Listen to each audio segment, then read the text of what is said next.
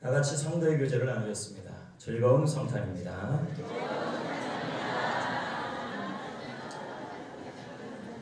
오늘 말씀을 듣기 전에 한 영상을 보여드리려고 합니다. 이 영상을 잘 보시고 또 성탄의 진짜 주인공이 누군지를 우리가 한번 확인하고 오늘 말씀을 나누기를 원합니다. 성탄절의 주인공은 우리 예수님이신 줄 믿습니다.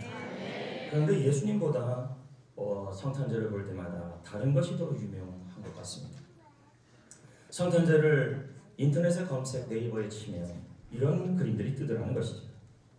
유돌프 사슴코, 동방박사, 성탄트리, 양말, 선물 상자, 이런 그림들이 가득가득 했습니다.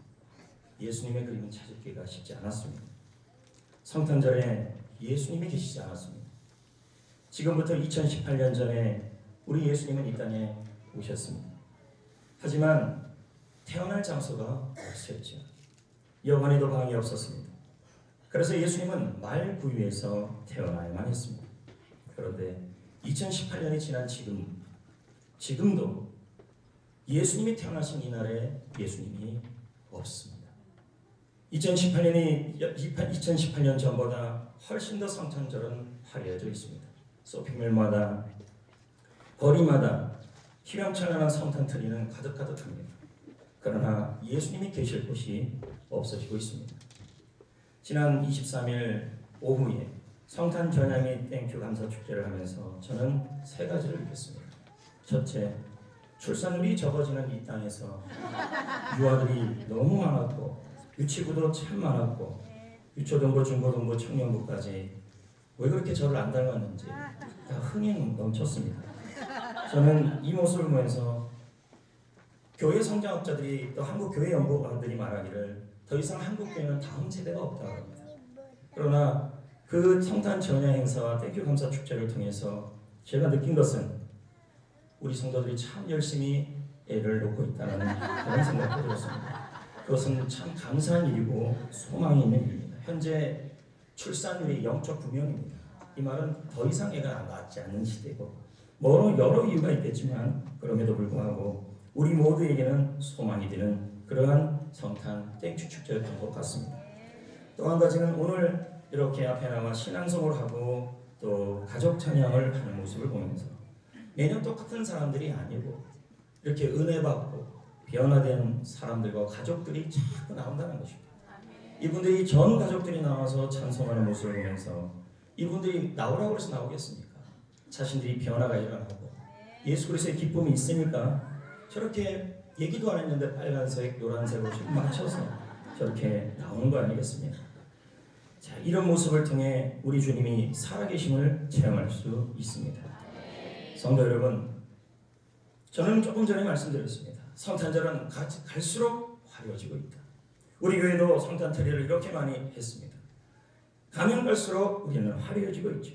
하지만 예수님이 계실 곳은 없어지고 있는 것이 우리의 모습입니다. 과연 이 성탄의 주인공이 누굴까요? 산타크로스일까요? 유돌프 사슴코일까요? 선물일까요? 아니면 동방박사일까요? 아니면 성탄트리일까요? 이것도 저것도 다 주인공은 아닙니다. 진짜 주인공은 우리의 예수님이라는 것을 다시 한번 말씀 전하고 싶습니다. 오늘 본문 9절은 예수님을 빛으로 설명하고 있습니다. 요한복음 1장 9절 말씀을 한번 다 같이 읽겠습니다. 읽습니다. 참빛 곧 세상에 와서 예수님이 세상에 오셨다는 거죠. 근데 뭐로 왔냐 그랬더니 각 사람에게 비추는 빛으로 세상에 왔다. 그러면 이유는 분명해집니다. 우리 예수님이 이 땅에 오신 이유가 산타클로스나 루돌프 사슴코나 성탄트리를 위해 온 것이 아니라는 것입니다. 저와 여러분에게 빛을 비추러 오셨다는 것입니다. 할렐루야. 이 어둠의 세상에 우리 예수님이 이 세상에 오신 가장 중요한 이유는 왜 그분이 이 성탄에 우리가 기념하고 기억해야 하냐? 저와 여러분의 인생에 빛을 비췄기 때문입니다. 어떤 빛일까요? 그 빛은 지금도 비치고 있고 앞으로도 비출 것입니다. 그 빛 중에 첫 번째 빛은 생명의 빛입니다. 요한복음 1장 4절입니다. 다 같이 읽어볼까요? 그 안에 생명이 있었으니 이 생명은 사람들의 빛이라. 여러분, 예수님은 빛이랍니다. 생명의 빛이랍니다. 예수님 안에는 생명의 빛이 있다는 것입니다. 그 생명의 빛이 여러분에게 비치고 있다는 것이죠. 이 생명이 무엇이냐? 예수님 안에 있는 이 생명의 빛, 그 빛이 무엇이냐? 바로 영원한 생명인 줄 믿습니다. 이 영생을 비치기 위해, 이 생명의 빛을 비치기 위해 오늘 예수님은 2000년 전에 우리에게 오셨습니다. 그래서 내년부터는 이 성탄 트리에 유돌프나 양말이나 이런 것보다는 우리 예수님의 모습이 또 별이 있었으면 더 좋겠어요. 참 잘하셨는데, 참 열심히 하셨는데 불구하고 우리가 좀 보이는 것도 하나님 주님 앞에 주인공을 좀 찾았으면 하는 마음도 있습니다. 여러분, 우리는 본래 흑암 가운데 있었습니다. 그러나 그 흑암 중에 가장 큰 흑암은 뭐냐면 살아있는데도 어둡다는 것입니다. 이것을 이사야 9장 2절에는 이렇게 표현하고 있습니다. 흑암에 행하던 백성이. 우리는 죄로 인해, 우리가 이 땅에 사는 동안에 우리 모두는 어둡다는 것입니다. 어둡게 살고 있다는 것입니다. 이걸 영적 흑암이라 표현하죠. 그 결과 우리의 마음이, 우리의 삶이, 인생이 너무 어두우니까 그 결과 시편 107편 10절은 우리의 이 흑암의 모습을 다음과 같이 표현합니다. 읽어봅니다. 사람이 흑암과 사망의 그늘에 앉으며 공고와 쇠사슬에 매여 있다. 공동번역은 해석합니다. 쇠사슬을 아프게 차고 어둡고 캄캄한 곳에 갇혀있던 자들이다. 우리가 예수 그리스도를 모르고 살아갔던 그때, 우리 인생에 열등감, 죄책감, 우울증, 이 모든 것에 우리가 쇠사슬에 묶여 우리는 어둠 속에 살아가고 있었던 것입니다. 그러나 이 흑암이 이 땅에서만 끝나는 것이 아니라 성경은 영원한 흑암도 설명하고 있습니다. 마태복음 8장 12절을 읽어보겠습니다. 시작. 그 나라의 본 자손들은 다 바깥 어두운데 쫓겨나 거기서 우리가 죽음 이후에 죄 문제가 해결되지 않는다면 영원한 어둠의 장소에 가게 될 거라고 말합니다. 근데 여러분 보세요. 살아있는 동안에는 너무 어둡고 죽고 나서도 어두운 곳에 가야 되는 이 우리의 인생을 너무 불쌍하게 여겨서 하나님께서는 2000년 전에 아들 예수를 생명의 빛으로 보내신 것입니다. 그래서 이 땅에 지금의 어둠을 물쳐주시고, 여러분 이 본당도요, 불을 다 끄게 되면 캄캄합니다. 그러나 초 하나만 켜도 어둠은 다 물러가는 것입니다. 두려움도 사라지는 것입니다. 기쁨도 평안함이 찾아오는 것이죠. 그런데 우리 예수님께서 이 생명의 빛으로 이 세상에 오신 것입니다. 그래서 우리 가운데 있는 어둠, 고통, 허무함, 우울증, 절망을 우리 예수님께서 모두 빛을 비춰주시겠다고 오신 것입니다. 더 감사한 건 뭔지 아십니까? 죽고 나서도 죽고 나서 끝 이후의 삶에서도 영원한 어둠이 없도록 빛을 비추러 오셨다는 것이죠. 2018년 11월 국민일보에 과학에 대한 논문이 실렸습니다. 이 논문의 제목은 다음과 같은 것이었습니다. 과학은 죽음을 과연 극복할 수 있을까? 이 논문은 올해 최우수 논문상을 받았습니다. 이 논문을 쓴 분이 목사님이십니다. 최성수 목사님이십니다. 이 목사님은 자신의 논문의 중심을 뭐로 잡았냐면 모든 과학이나 과학적 서적이나 과학에 관련된 책을 기반으로 해서 인류에 나온 모든 과학의 책을 기반으로 해서 과연 과학기술이 죽음을 극복할 수 있는가를 연구해 본 것이었습니다. 노화 예방, 인공장기, 생체 이식, 뇌사, 이 모든 것을 극복할 인공지능까지 나왔다고 합니다. 하지만 죽음 자체를 극복할 수 있을까라는 그 과학의 기반을 찾아보았습니다. 그는 결론을 내렸습니다. 논문에서 모든 과학적 기반을 가지고 마지막 결론을 내린 것이 다음과 같은 한 문장이었습니다. 그는 말합니다. 죽음은 과학을 통해 극복할 수 없다. 죽음은 오직 신앙을 통해 극복할 수 있다. 결론이었습니다. 사랑하는 성도 여러분, 예수님은 분명히 말씀합니다. 나는 세상의 빛으로 왔다. 요한복음 12장 46절에 다시 한번 말씀합니다. 나는 빛으로 세상에 왔나니 나를 믿는 자는 어둠에 거하지 아니할 것이라. 예수 그리스도를 믿는 자는 생명의 빛인 예수님이 함께 하셔서 우리 속에도 생명의 빛이 비치게 되어서 이 세상에서도 어둠을 이기고 절망을 이기고 허물을 이기고 죽어서도 어둠을 이길 수 있게 되었다는 말입니다. 그래서 요한일서 5장 11, 12절은 말씀합니다. 하나님이 우리에게 영생을 주신 것과 이 생명이 그의 아들 안에 있는 그것이라.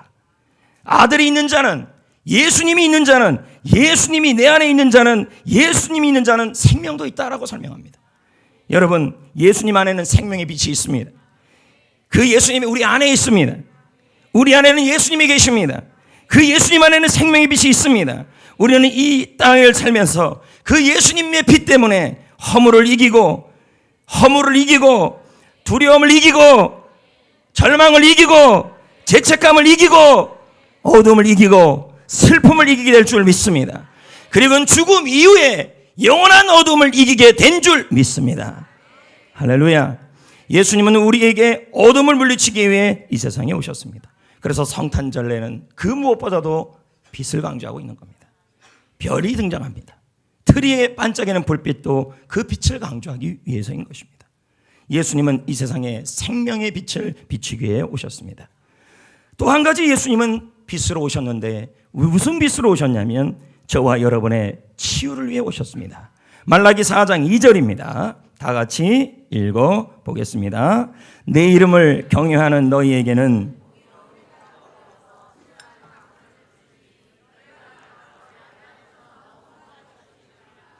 아멘. 공의로운 해가 떠오른다는 것입니다. 이건 말라기 선지자의 예언입니다. 약속입니다.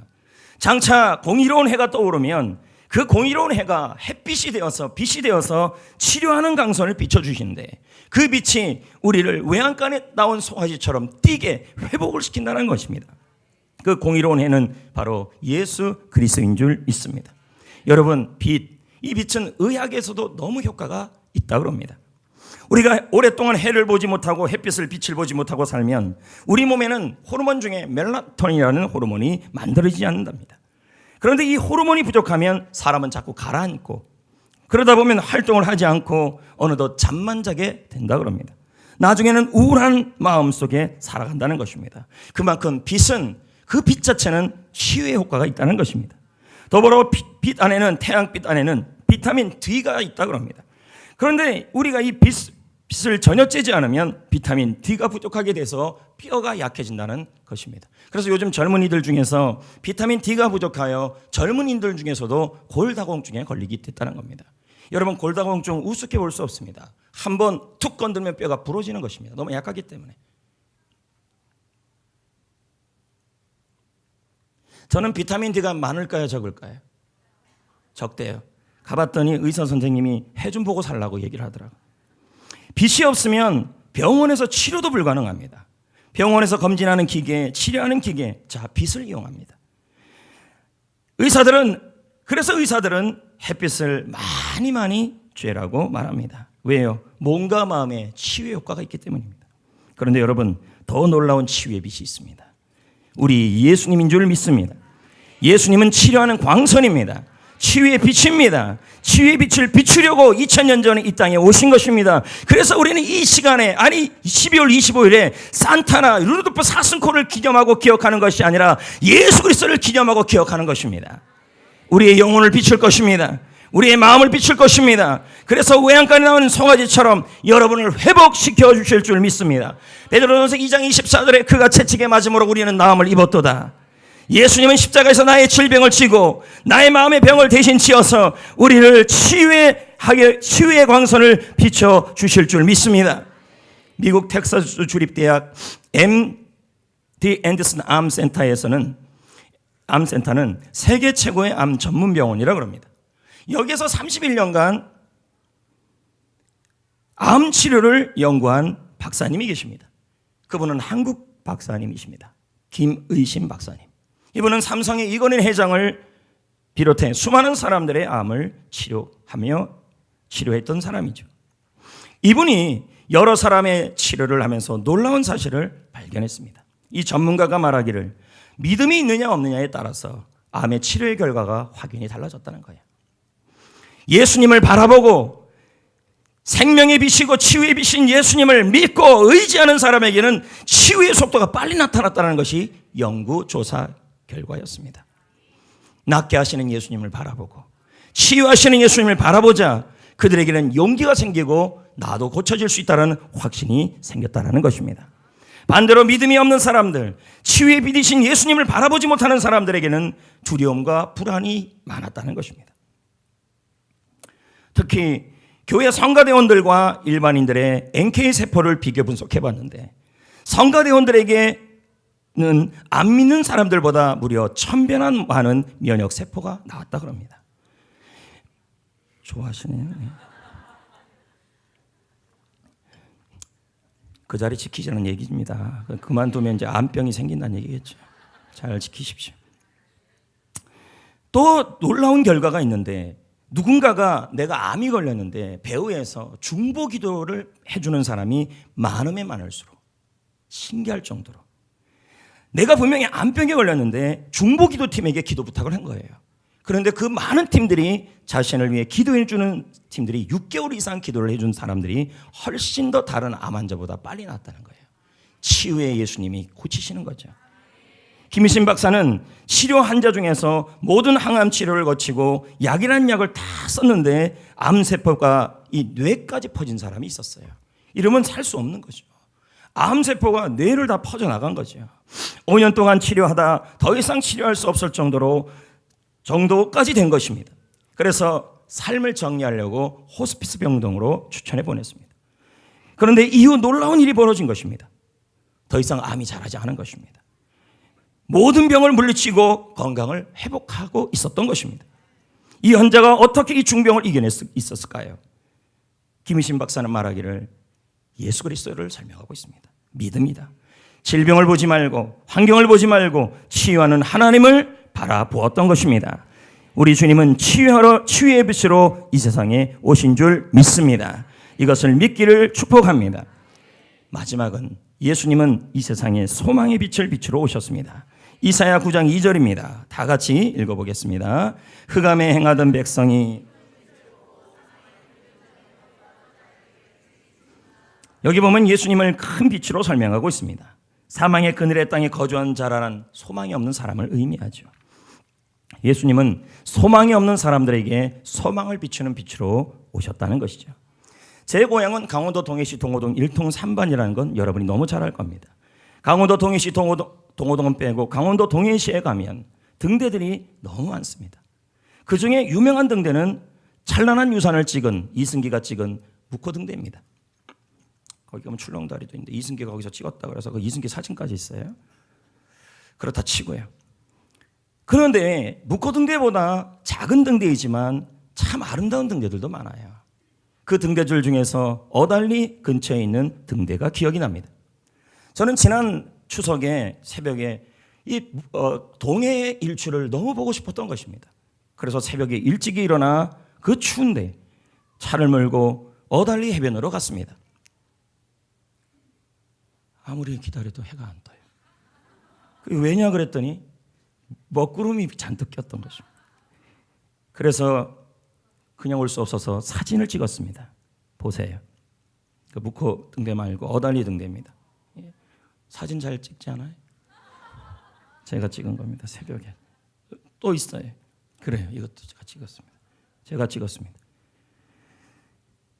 근데 참 재밌는 것은 이 등대 밑에 쓰여진 글이었어요. 비바람이 몰아쳐도 나는 이 자리에 있다. 와, 멋지지 않습니까? 어떤 비바람과 태풍이 몰아쳐도 나는 그 등대 자리에 있을 거라는 거예요. 참 재밌는 것은 이 등대를 보면서 무슨 생각이 들었냐면 많은 배들이 밤길에 그 어두운 밤에 길을 찾고 항구로 들어오는 역할을 하는 게 등대. 신문에 등대하면 떠오르는 것이 뭡니까? 라고 물었다고 그럽니다. 그랬더니 여러분이면 뭐가 떠오릅니까? 등대하면. 등대지기, 외로움, 그리움, 기다림, 희망 이런 단어들이 떠오른다고 그랬습니다. 투표 결과 17% 정도는 모두 다 외로움과 그리움과 기다림이었습니다. 다행히 나머지 모두가 희망이었습니다. 밤바다를 비추는 등대는 등대지기를 위한 것도 아닙니다. 육지에 사는 사람들을 위한 것도 아닙니다. 시인을 위해 있는 것도 아닙니다. 어두운 바다에서 배를 몰고 항구로 들어오는 어부와 선장을 위해 존재하는 게 등대입니다. 물론 등대하면 문학적으로 외로움, 그리움, 기다림이 듭니다. 하지만 거친 바다와 싸우는 어부들에게 이 등대는 희망이며 집으로 돌아올 수 있는 길입니다. 그리고 그래서 등대는 희망의 등대라고 그럽니다. 여러분, 오늘 왜 저는 이렇게 서두에 등대 얘기를 이렇게 하고 있을까요? 이 세상은 흑암이라고 그랬습니다. 오늘 조금 전 읽은 말씀처럼 흑암 가운데 어둠 가운데 우리는 살고 있다고 그랬습니다. 그러나 이 어둠에 살고 있는 우리가 2000년 전에도 그랬고 지금도 그렇습니다. 하지만 예수님이 하나님께서 예수님 하나님의 아들을 2000년 전에 이 땅에 보내신 것은 밤길 어두운 삶 속에서 소망과 희망을 찾지 못하는 자들에게 희망의 등대가 되라고 보내신 것입니다. 소망의 빛을 비추라고 보내신 것입니다. 그래서 예수님은 이 땅에 소망의 빛이요 희망의 빛을 비추기 위해 이 세상에 오신 것입니다. 그래서 이사야 60장 20절은 다음과 같이 말씀합니다. 읽어봅니다. 시작.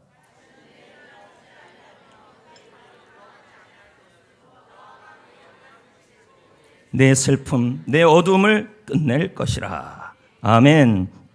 우리가 태양을 바라보면 마음이 환해집니다. 우리가 예수님의 빛을 바라보면 소망이 넘치게 되는 것이죠. 예수님이 왜 왔습니까? 우리가 태양을 등지면 어두운 그림자가 내 앞을 막습니다. 여러분, 태양을 등지지 마시고 예수님을 등지지 마시고 예수님께 가까이 가셔야 낙심과 절망과 절망이 사라지고 소망이 생기게 될 줄 믿습니다. 링컨 하면 너무도 유명한 사람이 링컨입니다. 목사님 또 링컨 얘기하시나요? 그러나 링컨만큼 절망 속에 살아간 사람이 없습니다. 가난한 집에 태어났고 많이 배우지도 못했고 고난도 많았습니다. 성인이 되어서도 링컨만큼 고통이 많은 사람이 어디 있었습니까? 사업이 실패하며 낙선하고 신경쇠약까지 걸리며 수많은 낙선과 실패 속에 그도 사람인지라 어둠과 절망 속에 빠졌습니다. 링컨도 신앙이 있었지만 그에게도 자살 충동이 일어나기 시작했습니다. 오죽하면 가족들이 친구들이 링컨 주위에 칼이나 면도칼을 치웠다고 합니다. 왜요? 링컨이 순간적으로 그걸 들기 때문입니다. 그만큼 자신이 절망 속에 살았습니다. 그럼에도 불구하고 링컨은 폐인이 되지 않았고 화려하게 회복하고 재기하여 노예를 해방시키는 이 세상의 빅트의 사명을 감당하게 되었죠. 그 비결이 무엇일까요? 그 비결이 바로 우리의 빛이신 소망의 빛을 비추신 예수 그리스도가 그에게 빛을 비췄기 때문이라고 믿습니다. 사랑하는 성도 여러분, 왜 내 인생에 자꾸만 희망이 사라지고 왜 내 삶이 점점 열정이 식어지고 왜 내 삶이 점점 차가워지고 왜 내 삶이 점점 어두워질까요? 사람 때문일까요? 환경 때문일까요? 저는 그렇게 생각하지 않습니다. 지금 소망이 빛이신 나의 예수님과 멀어지면 점점점 어두워지고 점점점 차가워지고 점점점 희망이 사라집니다. 주님과 가까워야 합니다.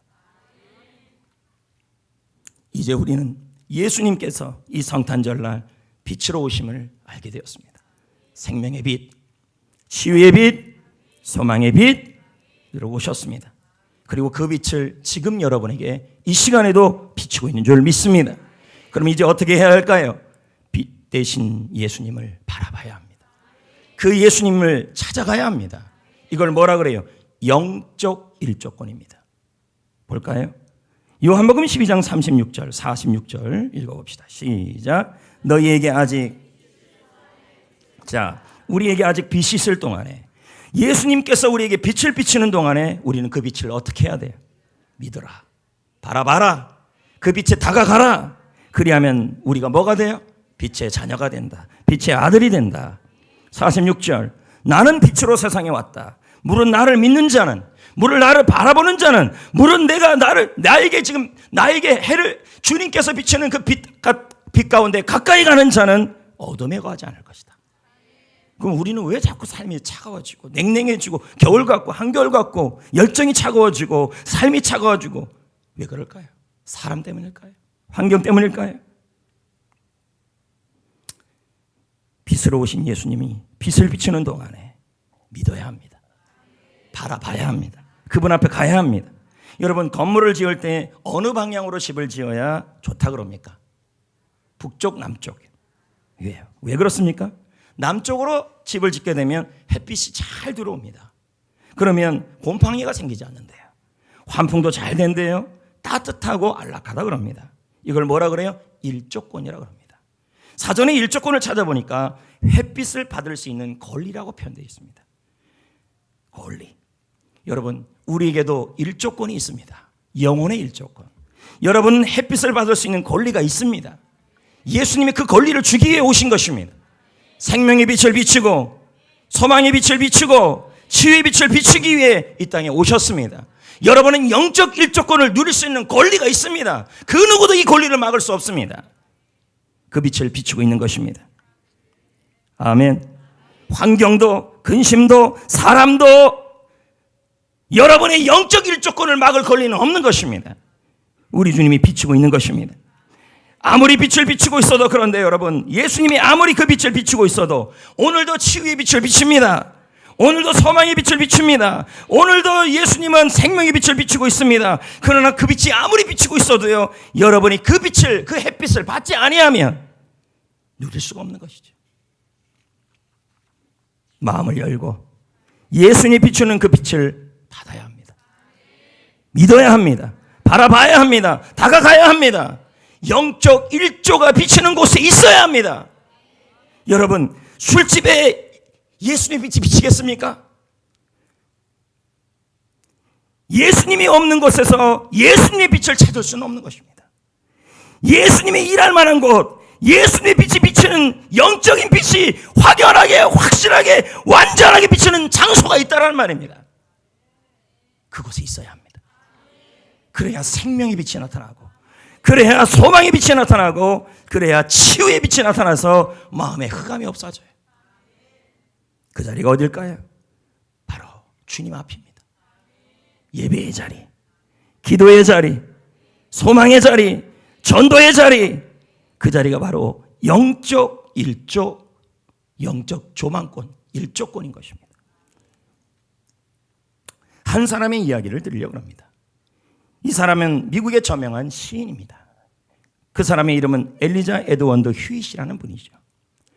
그런데 그녀가 어느 겨울날 불의의 사고를 당하게 되죠. 척추를 다치게 됩니다. 그녀는 수개월 동안 꼼짝을 하지 못하고 병상에 누워있게 되었습니다. 집에만 있게 된 거죠. 낙심하고 실망하고 마음에 어둠이 오는 것이죠. 그러던 어느 날 창문 너머를 보는데, 병실 바깥을 보는데 거기에 태양이 비추고 있었습니다. 태양이 비추는 그 자리에 싹이 나오고 있었어요. 새싹이, 파란 싹이. 그녀는 그 모습을 보면서 내 영혼의 해를 비치시는 그분, 내 영혼의 빛을 비치시는 그분을 생각하기 시작했습니다. 그리고 시를 썼어요. 그 시가 찬송가 428장이에요. 내 영혼의 햇빛 비치니, 내 영혼의 햇빛 비치니 주 영광 찬란해. 이 세상 어떤 빛보다 그 빛이 다 빛나네. 주의 영광 빛난 그 빛 내게 비춰 주시옵소서. 그 밝은 얼굴 배울 때 나의 영혼이 기쁘다, 즐겁다. 여러분의 영혼에 필요한 거, 우리 영혼에 필요한 것은 돈도 명예도 권력도 아닙니다. 예수 그리스도입니다. 예수 그리스도의 빛입니다. 예수님은 참빛입니다. 예수님은 생명의 빛입니다. 예수님은 소망의 빛입니다. 예수님은 치유의 빛입니다. 그 빛을 비추려고 2000년 전에 12월 25일 날 이 시간에, 이 날에 오신 것입니다.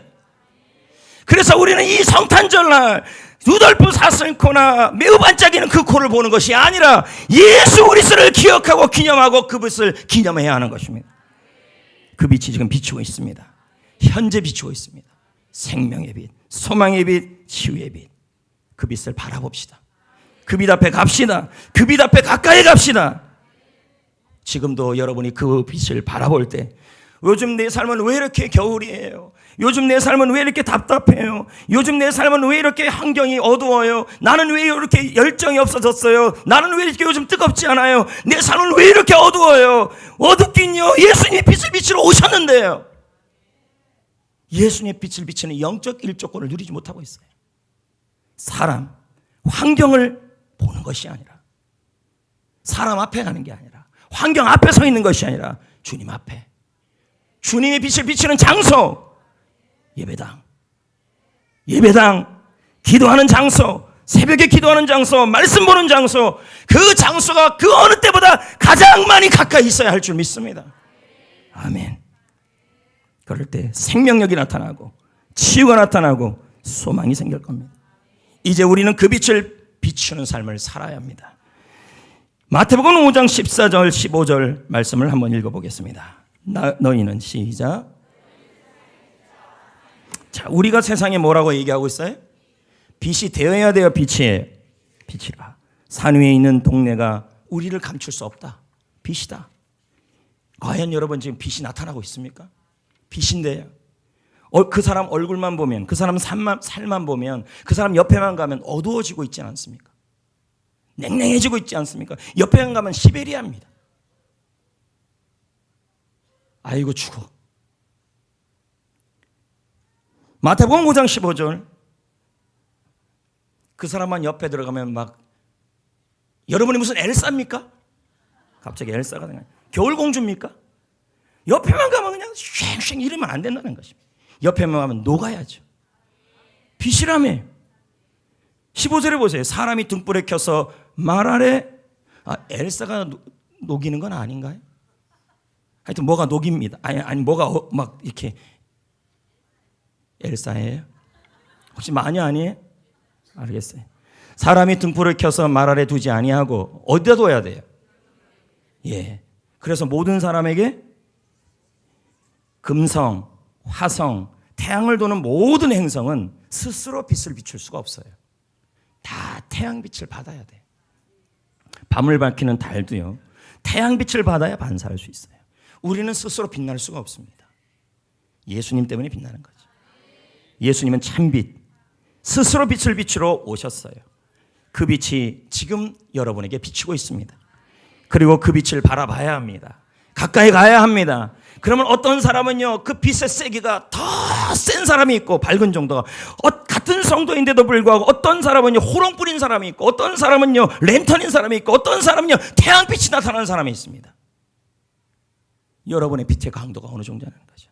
그것은 어느 정도 태양과 가까이 하느냐, 어느 정도 예수님과 가까이 하느냐, 어느 정도 예수님을 많이 바라보느냐에 따라 결론나는 줄 믿습니다. 빛을 비춰야 합니다. 그 빛이 뭘까요? 바로 저와 여러분의 착한 행실입니다. 마태복음 5장 16절 말씀을 보겠습니다. 읽어봅니다. 시작.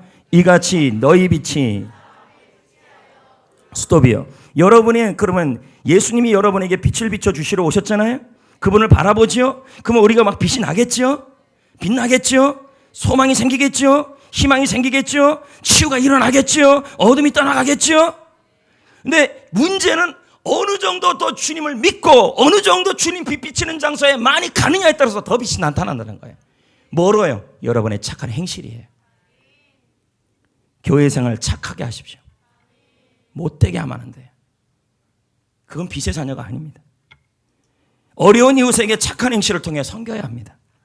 이번 성탄에 우리 성도들은 많은 섬김을 통해, 헌물을 통해 사랑의 상자를 많이 모았습니다. 그리고는 지난 이 주에도 나누기도 했지만 이 많은 상자를 처인구에다가 우리가 헌물도 했습니다. 제가 처인 구청장님에게 전달했죠. 구청장님이 그런 얘기를 하더라고요. 성종교회가 좋은 일 많이 하는 건 이미 이렇게 알고 있다. 근데 더 감사한 게 뭔지 아십니까? 우리 교회가 빛의 교회가 되고 있습니다. 왜요? 우리 교회가 이런 착한 일, 사랑의 상자를 하니까 이 지역에 있는, 용인시에 있는 교회들이 이 일에 동참하기 시작했어요.